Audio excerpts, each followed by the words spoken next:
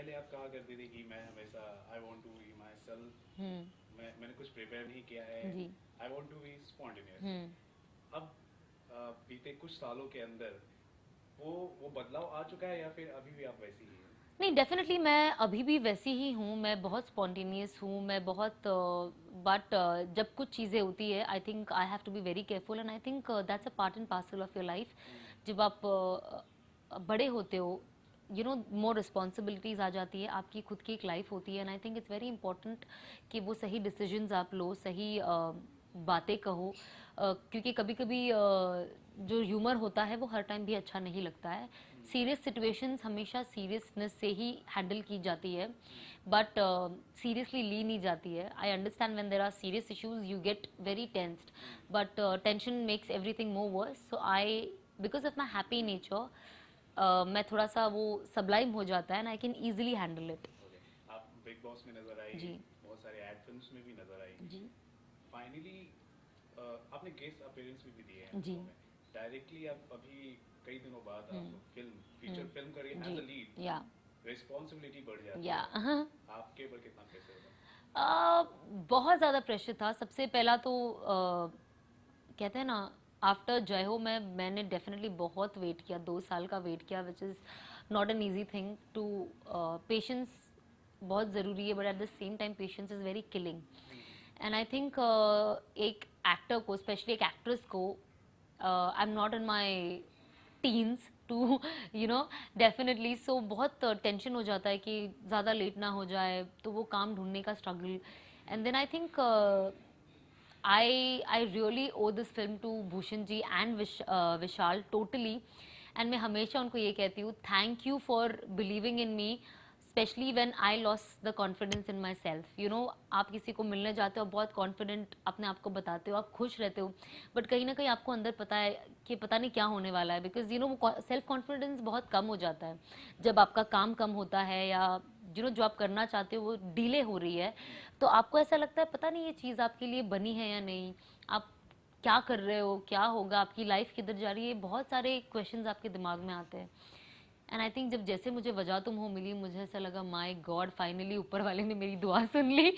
And definitely बहुत दुआएं करी है मैंने आज यहाँ पहुँचने के लिए, और यहाँ हूँ मैं आज। सो डेफिनेटली ये सब का क्रेडिट मैं हमेशा विशाल को और भूषण जी को देती हूँ कि मेरा कॉन्फिडेंस लाने में आपका बहुत बड़ा हाथ है, और वरना आई थिंक यू नो मैं ऐसे अंदर अंदर शैलो होते जा रही थी। एंड हाँ, एंड जब शूटिंग भी शुरू हुई तो नया नया मैं बहुत ज़्यादा डरी हुई थी, मुझे ऐसा लगा मैं पूरी एक्टिंग भूल चुकी हूँ, और बहुत तकलीफ हो रही थी, समझ में नहीं आ रहा था क्या करूँ। और मैं पर्सनली बहुत एनिमेटेड पर्सनालिटी हूँ, जो बहुत ऐसे ऐसे करके बात करने की आदत है, बहुत ज़्यादा एक्सप्रेशंस आ जाते हैं। एंड आई थिंक जो मैं कैरेक्टर प्ले कर रही हूँ वजह तुम हो में, she is a lawyer, so she is very sophisticated, very quite, जो बहुत सोच समझ के बात करती है। आई थिंक मुझे सटल होने में बहुत डिफिकल्टी होती है। मुझे लाउड सीन्स आप तो मैं बहुत अच्छे से कर लेती हूँ, तोड़ फोड़ रोना धोना, बट जहाँ पे मुझे एकदम काम होके ऐसे बात करना है, मैं ऐसे बात करती थी तो विशाल कहता था सना आप ऐसे भी मत करो, ओके। ओके। फिर मैं सीन में करूंगी, आपने ये क्यों, सना आप ऐसे भी मत करो। मैंने बोला विशाल तो मैं करूँ क्या, मैं ऐसे एक्टिंग करती थी, बोलती थी विशाल मेरे एक्सप्रेशन कुछ दिख रहे हैं, मतलब कैमरे में कैप्चर हो रहा है। एंड मुझे इतना वियर्ड लगता था क्योंकि मैं कुछ भी नहीं करती थी, मैं ऐसे। एंड जब मैं सीन देखती थी मैं कहती थी यू नो, मैं लिटरली जाके विशाल को गले लगा लेती थी कि यार आप कितना करेक्ट बोल रहे हो, आई कैन सी कि ये कितना इम्पैक्टफुल और कितना अलग लग रहा है। आज जब मैं वजह तुम हो देखती हूँ, मैं कहती हूँ ये जो भी हो रहा है इधर, इस सब की वजह मेरी डायरेक्टर है भाई, विशाल। मैं ये अगर विशाल नहीं होता तो ये मैं बिल्कुल नहीं कर पाती। मतलब मैं खुद कहती हूँ कि ये जो भी है, मैं जैसी भी लग रही हूँ, मैं जैसी भी एक्टिंग कर रही हूँ, मैं इसका 100% क्रेडिट मेरे डायरेक्टर को देती हूँ, बिकॉज मैंने जिंदगी में नहीं सोचा था कि मैं ऐसी लग भी सकती हूँ और ऐसी एक्टिंग भी कर सकती हूँ। है ना, कोर्ट रूम ड्रामा के लिए जी। हमने देखा, वकालत जी। भी कर रहे हो, उसके जी। लिए आपने कोई ट्रेनिंग भी ली है क्या? नहीं नहीं, मैंने आई थिंक सब लोग लेते, मुझे कभी कभी ऐसा लगता है मुझे बोलना चाहिए कि मैंने ये किया वो किया, बट एक्चुअल रियलिटी ये कि मैंने कुछ नहीं किया। ओके। मैं पूरी पिक्चर में कुछ नहीं करी। मुझे मेरे डायरेक्टर ने सिर्फ एक ही चीज़ बोली थी विशाल ने कि सना आप सिर्फ अपने डायलॉग्स याद करके आना बस। ओके। मैं आपको बताऊंगा मुझे चाहिए क्या। एंड मेरी फर्स्ट फिल्म थी, मुझे कोई रिस्क नहीं लेना है, मुझे होशियारी नहीं करनी है। सेकेंडली मैं हमेशा मानती हूँ एक डायरेक्टर्स एक्ट्रेस होना बहुत अच्छी बात होती है। Do what your director says, because that will help you get out more variety, get more variety out of you, and I think that's what I wanted. And अगर I think मैं अपनी acting करती तो मैं वो same पुरानी घिसी पिटी चीज़ें करती, बट विशाल ने मुझे आई थिंक पिक्चर के साथ एक्टिंग भी सिखा दी है। पिक्चर तो दिया ही है, बट आई थिंक मेरा एक फ्री कोचिंग क्लास हो गया जो बहुत ही अच्छा हुआ है। एंड मैंने विशाल को यही बोला that it is gonna help me a lot in my future films, you know. हाँ, अगर आपको एक्टिंग स्किल कहते हैं कि अगर आपको और डेवलप करनी जी है तो को स्टार्स के साथ आपको कोऑर्डिनेशन अच्छा होना जी जी चाहिए। दो स्टार्स जो अच्छे माहिर स्टार एक टेलीविजन से हैं, गुरमीत, और थिएटर के माहिर हैं शर्मन, जी। उनके साथ काम करना कैसा लगा? बहुत बहुत अच्छा लगा। गुरमीत को तो मैं थोड़ा पहले से जानती हूँ, तो आई थिंक हमारा एक कंफर्ट लेवल था। हम बात शर्मन के साथ मुझे इनिशियली थोड़ा ऐसा लगा, ओ माय गॉड, एक तो ही इज़ लाइक अ फाड़ू एक्टर। अगर टिपिकल वर्ड्स में बोला जाए तो he is great, and you think कि I don't know if I am gonna be able to match up to him because he is great. I don't know what am I gonna do with him, but I think he is such a nice person. मैंने सिर्फ एक ही चीज़ बोली है, मैंने कहा ये बंदा जितना अच्छा एक्टर है उससे 100 गुना अच्छा इंसान है।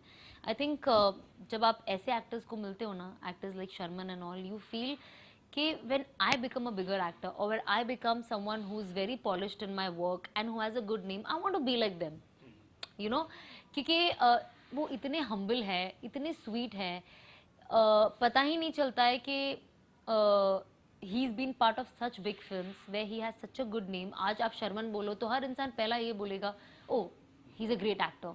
एंड आई थिंक इंडस्ट्री में वो चीज़ आज की तारीख में जब लोग बोलते हैं तो वो बहुत अच्छा लगता है सुनने, you know. So I think I had great experience working with both. They were both very easygoing actors, very nice people. And जब आपके आसपास का सराउंडिंग अच्छा होता है तो ऑटोमेटिकली आपका काम भी अच्छा होता है।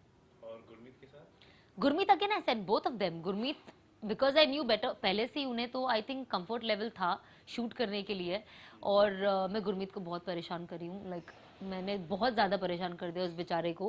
वो मुझे देखता है अब तो भाग जाता है, और वो तो सीन भी करता था तो जाके डायरेक्टर को बोलता था मेरा सीन ठीक हुआ है ना, तो मैं director is like why are you so worried, बोलते नहीं सना को देख के मेरा कॉन्फिडेंस हिल जाता है। सो आई थिंक बेचारे को मैंने बहुत टॉर्चर किया है, but I think that's fun. I think अगर आप शूटिंग में मस्ती ना करो तो क्या करो, बिकॉज नहीं मेरे घर में नहीं, वो बाहर है, वो घर बन रहा है ना। ओके ओके ओके, बन रहा है, मुझे तो यहाँ पे cool cool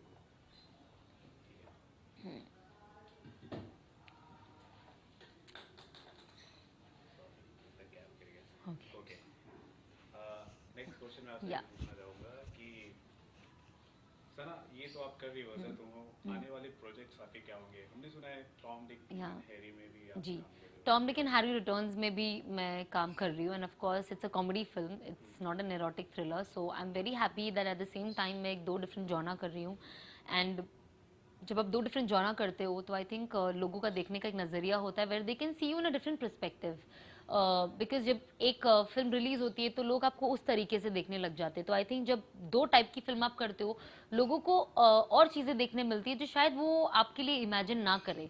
so I think I am very happy that I am doing comedy because I love doing comedy.